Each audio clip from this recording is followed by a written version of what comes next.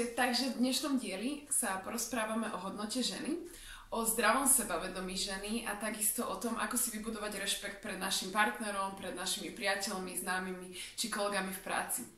Je veľmi dôležité, podľa mňa z prvého hľadiska určite to, ako sa vnímaš ty sama. Ak sa vnímaš ty sama ako človek, ktorý v podstate má nejaké hodnoty, má nejaké požiadavky a takisto ide si za niečím, tým pádom to isté by mali ľudia z teba cítiť aj v tvojom okolí. Pretože veľakrát sa hovorí, že to, ako vnímame my same seba, alebo my sami seba, tak to vplýva aj na ľudí. Ak si ty spokojná s tým, kým si, tak tým pádom budú ťa aj ľudia rešpektovať takú, aká si. Ale ako na to? Alebo ako si v podstate určiť tú hodnotu, keď si teda myslíš, že možno nič neznamenáš, alebo znamenáš menej ako tvoja krásna kamarátka. Na to existuje taký jeden jednoduchý trik. Inšpiruj sa od ľudí, ktorí v podstate už túto hodnotu majú, ktorí majú rešpekt vo svete. Teraz konkrétne tým myslím, zamerajme sa na veci. Zamerajme sa na drahé veci, ako sú drahé autá, napríklad Ferrari, Lamborghini alebo Bentley. Rovnako sa môžeme zamerať z toho ženského hľadiska na drahé kabelky, drahé oblečenie. Zameraj sa možno na značky ako sú Prada, Gucci, či iné značky, ktoré v podstate možno chceš vlastniť, možno vlastníš. Čo je ich takou spoločnou vecou, ktorá ich spája? Je to ich hodnota, pod ktorú nejdu. Ja som teda aspoň sama nezažila, myslím, že sa to ani vo svete nedieje, že by tieto drahé značky zrazu prišli s výpredajom a ponúkali by svoje autá, svoje kabelky za polovičnú cenu. Proste len tak. Len tak, aby si ich mohol dovoliť každý nie.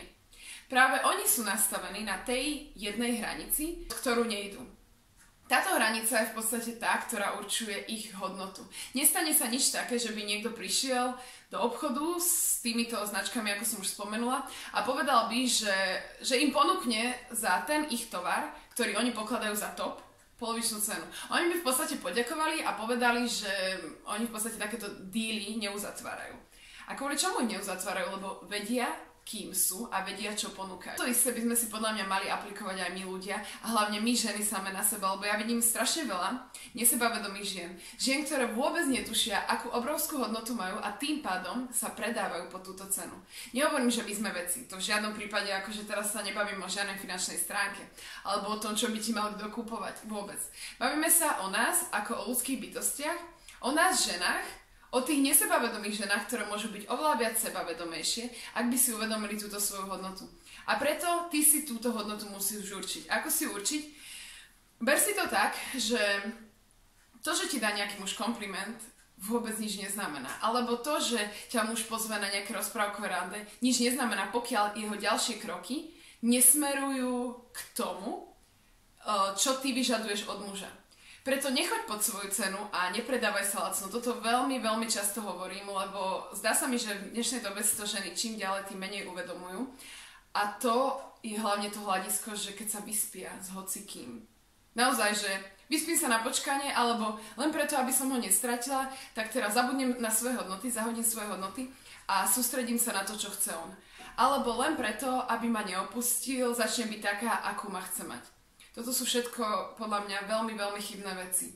Lebo okrem toho, že my strácame svoju hodnotu, my sami ako ľudia, tak ju strácame aj pred tými druhými ľuďmi. Ty, ak nevieš, kto si, tak v živote nedosiahneš rešpekt od partnera. Prečo sa stáva, že niektoré ženy muži neopustia a niektoré opustia veľmi ľahko? Je to kvôli jednej veci. Čo jedna žena toleruje, tak druhá netoleruje ani náhodou. Tá druhá vie, kým je, vie, čo chce a preto ak muž nespĺňa tieto požiadavky, alebo ak sa k nej nespráva, ako k človeku, ako k žene, ak si ju neváži, tak tá žena z tohto vzťahu odchádza. Ona tam nezostáva len kvôli tomu, aby si v podstate mohla povedať, že má partnera pri sebe alebo má niekoho, kto ju miluje. Nie, ona tam nezostáva v podstate, ale odchádza z takéhoto vzťahu. Avšak potom je tu tá druhá žena, ktorá nevie svoju hodnotu, a povie si, no tak veď už som stará, alebo veď nevyzerám až tak úžasne, aby som si mohla vyberať. Ženy, prosím vás, prestaňte toto robiť. Buďte radšej samé, pracujte na sebe a staňte sa naozaj sebavedomými osobnosťami a potom choďte do vzťahu s niekým, po rokoch, možno si na toho pravého počkajte, ako striedať zo vzťahu do vzťahu, z postele do postele. To v podstate nikam nevedie. A reálne aj tak väčšinou, komu zostávajú oči pre plášť, tak ste to jedine vy. Takže najskôr ja musím poznať svoju hodnotu A potom tým pádom ma ľudia budú rešpektovať. Ako si to ešte trošku tak uľahčiť? Ja to vždycky berem hlavne z toho hľadiska, lebo ja som veriaca. A ja si myslím jednu vec. Keď nás Boh stvoril, tak sa hovorí, že nás stvoril na svoj obraz. A Boh je v podstate dokonalý. Takže kým iným my, ženy, my muži, ja nie som muž, ale vy muži, môžete byť, ak nie tými najdokonalejšími stvoreniami. Takže sme na jeho obraz, sme už dokonali. A to, že sa líšime možno malým nosom, veľkým nosom, menšími vlasmi, väčšími vlasmi, ja neviem, dokonalou postavou, menej dokonalou postavou, to je úplne jedno. To sú veci, ktoré nás rozlišujú. Ale jednu podstatu máme rovnakú. To, že nás v podstate stvoril Boh, alebo ak ty veríš tomu nejaký možno dokonalý vesmír, niečo dokonalé stvorilo dokonalého človeka, preto nemôžeme mať tie chyby, ktoré si v podstate samé na seba pokladáme počas života a tým pádom strácame tú hodnotu a máme ju nižšiu a nižšiu. Nie. Si stvorená na jeho obraz, tým pádom si už dokonala. Nie dokonala v tom, že som dokonalá princezna kráľovna, ale dokonala v tom, že máš všetko na to, aby si sa stala vážne dobrou ženou, vážne dobrým mužom. Preto toto je možno taký bod, ktorý nám môže pomôcť k tomu zdravšiemu sebavedomiu alebo k tomu, aby sme si uvedomili svoju hodnotu. A čo je možno taký tretí bod, čo veľmi rada ja hovorím, je to, že pozri sa na seba, keď ti je najťažšie alebo keď sa necítiš dobre, očami tvojich blízkych, očami partnera, ktorý ťa miluje, alebo očami tvojich rodinných príslušníkov, tvojich bratov, sestier, očami tvojej matky. Pozri sa na seba očami tvojich kamarátov, priateľov, známych. Oni nevidia tie maličkosti, ktoré v podstate ty niekde skrývaš, alebo ty si myslíš, že tie práve kričia na povrch. Oni to nevidia. Oni ťa vnímajú ako krásnu ľudskú bytosť. Takže v podstate neberme sa až tak vážne.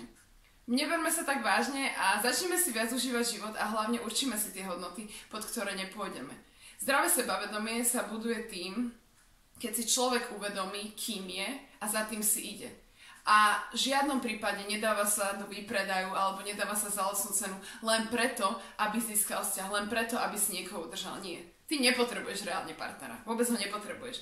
Áno, je krásne, že máš túžbu mať rodinu. Ono to všetko príde, ale nepotrebuješ ho na to, aby ťa spravil kompletným človekom.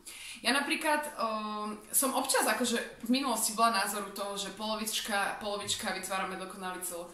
Čo si však teraz myslím? Ja si myslím, že do vzťahu by mali ľudia vstupovať ako dokonalý človek z toho hľadiska, že pracoval som na sebe, viem, čo chcem, viem, kto som a nechcem toho druhého na to, aby mi pomáhal možno byť ten kompletný človek, lebo ja sám už o sebe som kompletný. A vyberáme sa preto, lebo chceme byť so sebou. Nevyberáme sa preto, lebo sme zúfali a teraz potrebujeme, aby nás niekto zachraňoval. Lebo takto skrachujú všetky vzťahy a manželstva. Preto uvedom si svoju hodnotu, uvedom si, že si stvorená na jeho obraz, alebo na obraz vesmíru. A tretie, pozeraj sa na seba očami svojich blízkych. A ono všetko zrazu tak pôjde nejako tak ľahšie a prirodzenejšie. Naozaj nikdy sa nepredávame pod svoju cenu. Netolerujme nevery. Nechoďme do vzťahov, kde sme druhou, treťou, štvrtou, možno piatou osobou, alebo sme na konci hodnotového rebríčka toho človeka. Nerobme to. Fakt, nerobme to. Ja som napríklad tiež urobila veľa chyb v minulosti. Ale teraz už napríklad viem, že pod čo by som nešla. A preto napríklad ja radšej sa obklopujem menším množstvom priateľov, ktorí sú naozaj úprimní, ktorí si ma vážia a rešpektujú, ako by som sa mala obklopovať 10 000 priateľov. O čom to je? Dnešný trend je možno to, že veľa priateľov mať, veľa odoberateľov, veľa sledovateľov. Ono je to super, keď sa ľudia vami nechávajú inšpirovať.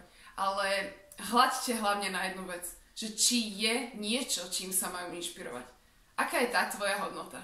Akú hodnotu si určila?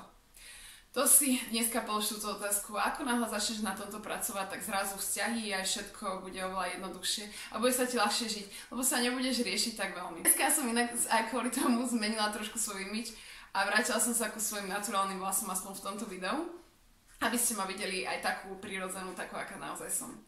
Takže buď aj ty tou, ktorou naozaj si, nechoď pod svoje hodnoty, radšej buď sama, ale váž si seba. A nikdy nedovol nikomu, aby ste bol manipuloval. Chcem vám veľmi pekne poďakovať za to, že mi píšete také skvelé komentáre a správy. Ja vám za to veľmi ďakujem. Už som začala zbierať aj témy od vás, čiže píšte mi ďalšie témy, ktoré by ste chceli počuť v nasledujúcich videách. A prajem vám krásny deň. Prajem vám, aby ste boli s tým v pohode, s tým, kým ste. Aby ste na sebe pracovali a vidíme sa už v ďalšom videu. Ahojte.